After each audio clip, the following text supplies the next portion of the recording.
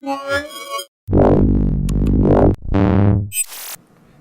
guys, this is Stu from Mobile Geeks, and right now we're going to compare our newly acquired OnePlus One smartphone with our Nexus 5 over here. Now the Nexus 5 is obviously a smaller device. You've got a 4.95-inch display. I think we can just call it 5 inches for the sake of expediency. And right here on the OnePlus we have a 5.5 inch display. So the first thing you'll notice if I put these devices side by side is that there is in fact quite a significant difference in how much screen real estate you're getting. We do have the software buttons here on the Nexus, so over here we have the choice of using also software buttons, but I've decided to go for hardware buttons because that's my preference, but I think this gives you a little bit extra screen real estate, so I prefer that. In terms of screen resolution though, they're actually both 1080p screens, which they're both fantastic looking screens as well. Over here we have an IPS Plus, and over here we have just plain old IPS. The difference between IPS Plus and IPS, I really couldn't tell you. But let me just say that both of these screens actually look fantastic, have great viewing angles, and there is no pixelation or anything. I think they're both looking pretty great. In terms of how does the size difference actually relate to weight? Well, the Nexus 5 is 130 grams, and considerably a good 32 grams lighter than the OnePlus One, which is 162 grams. So there is a difference there. If you've got this guy in your pocket, it's going to be a different feeling from this chap. Not just because of the sheer size difference, but also because of the weight. But having said that, I mean, on both devices, you've got a very thin bezel line. So I think they're both really optimized. They're both giving you quite a lot of screen real estate for the size of the device themselves. Okay, let's have a quick look at the Nexus and actually put it side by side with the OnePlus to see the difference in thickness. So right here you can see actually the OnePlus is 8.9 millimeters thick, whereas the Nexus 5 is 8.9 millimeters thick rather. The Nexus 5 is 8.6 millimeters thick. So the Nexus 5 is actually a thinner device than the OnePlus, but it's only quite marginal. I think with the OnePlus, because you've got a slightly curved back, I think this maximum thickness is kind of right here in the middle, but around the edges it does obviously feel considerably thinner right here. Neither of these guys actually support micro SIM cards, which is kind of unusual. It's one thing I think every phone should have, is a micro SD, rather, not micro SIM, micro SD cards.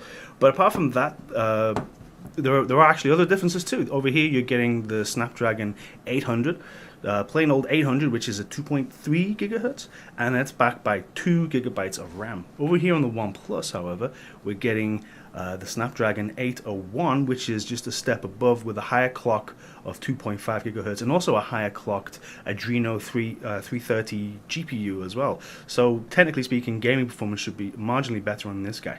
And we've benchmarked this chap, and it's definitely in a similar vein to what we've seen on the Samsung. In fact, it is the same SoC from Qualcomm that is used on the Samsung. So, what else is different? Oh yeah, also here, I must add, a very important point, you're getting 3 gigabytes of RAM with your OnePlus compared to the 2 gigabytes I mentioned a second ago over here on the Nexus 5. In terms of cameras, there are also quite considerable differences. You've got an 8 megapixel on the back here on the Nexus 5. This is with one LED, whereas over here on the OnePlus, you're actually getting a 13 megapixel camera, quite as nothing too fancy, not quite as good or in the realm as what we're seeing on the very latest Samsung, but still a very good camera, and that's backed by dual LED lights. While we're here on the back, you can see that they're both using very different finishes. Over here you've got a very nice kind of what they call sandstone black finish, which kind of feels grained, I guess like it's plastic, but it kind of feels more like stone. It would be the best way to describe it. Over here on the Nexus 5, however, you're getting something which is much more rubbery. And of course you have etched into here the Nexus logo. The styling on the signage end, you've got a very subtle one, which is kind of etched into here. It's not raised, it's kind of some kind of laser etching with a Cyanogen logo here at the bottom. Of course, over here in the Nexus, we have the LG logo and very similar kind of certifications at the very bottom. On the front, also there are differences in camera. You're getting a 5 megapixel over here on the OnePlus, whereas on the Nexus, you're getting only a 1.3 megapixel. In terms of battery, Interestingly, the Nexus 5 is a non-removable battery, so you can have a 2,300 milliamp hour one there, whereas this guy is a larger 3,100 milliamp hour battery. Now I'm guessing that will give the OnePlus the lead in battery life stakes, just by a touch, perhaps, but because of course you've got a slightly larger screen to power as well, and also a higher clocked and faster CPU. So how that relates to battery life, I mean, we're not sure yet. We haven't done a thorough testing yet with using our battery testing app, but I would guess that this guy has the battery life. Now, in terms of pricing, these guys are both in the kind of similar region. They're both very affordable, and they're both available online. Some people are calling the OnePlus kind of the Nexus 5 killer. There's been a lot of comparisons between the two devices. One of those comparisons, I guess, is because of the software involved. Over here we have Cyanogen. Over here we have Google Nexus. They're both very similar, very vanilla flavors of Android. I would say the Cyanogen is going to give you more customization. But apart from that, software-wise, I mean, as you can see, if I pull down this drawer here, so sorry, let's go back.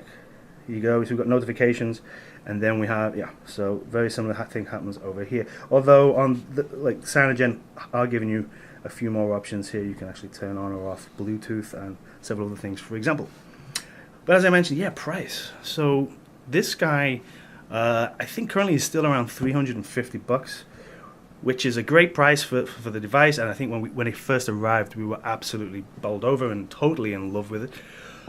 But now, well, we have the OnePlus One, which is in the US for the 16 gigabyte version. This is actually a 64 gig version we have here. The 16 gigabyte version is available for a really aggressive price of only $300.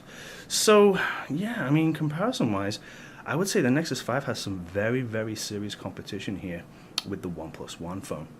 Anyway, this is me for Stu for Mobile Geeks. If you've enjoyed this comparison video, please check out our YouTube channel. Don't forget to subscribe and let us know what you think about these guys in the comments below.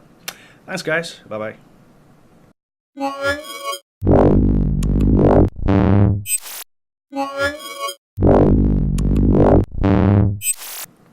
Hi guys, this is Stu from Mobile Geeks, and right now we're going to compare our newly acquired OnePlus One smartphone with our Nexus 5 over here. Now the Nexus 5 is obviously a smaller device. You've got a 4.95-inch display. I think we can just call it 5 inches for the sake of expediency. And right here on the OnePlus we have a 5.5 inch display. So the first thing you'll notice if I put these devices side by side is that there is in fact quite a significant difference in how much screen real estate you're getting. We do have the software buttons here on the Nexus, so over here we have the choice of using also software buttons, but I've decided to go for hardware buttons because that's my preference, but I think this gives you a little bit extra screen real estate, so I prefer that. In terms of screen resolution though, they're actually both 1080p screens, which they're both fantastic looking screens as well. Over here we have an IPS Plus, and over here we have just plain old IPS. The difference between IPS Plus and IPS, I really couldn't tell you. But let me just say that both of these screens actually look fantastic, have great viewing angles, and there's no pixelation or anything. I think they're both looking pretty great.